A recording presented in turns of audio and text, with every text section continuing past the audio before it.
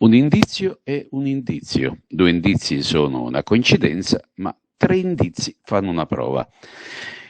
La foto che pubblichiamo con il neo patrone Salvatore Laporta, il tecnico Sebi Catania e l'avvocato Giancarlo Rosato, mentre gustano assieme un gelato ad Agrigento, sottolinea che l'incontro, non certo casuale, rappresenta l'inizio di un percorso assieme per il rilancio del calcio agrigentino.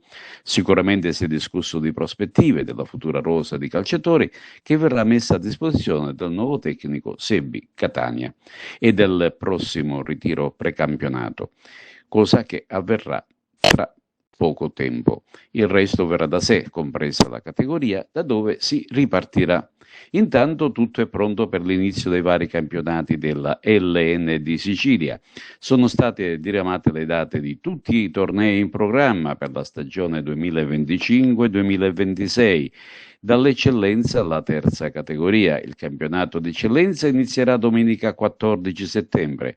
Gli altri campionati, vale a dire di promozione prima e seconda categoria, invece inizieranno domenica 28 settembre.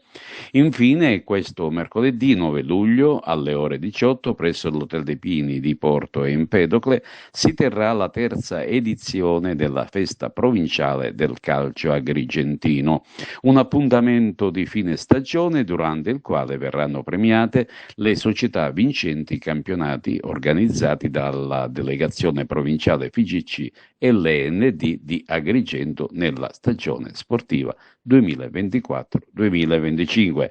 Sarà l'occasione per uno scambio di saluti con tutte le società calcistiche agrigentine. Saranno presenti i vertici regionali ed anche quelli provinciali.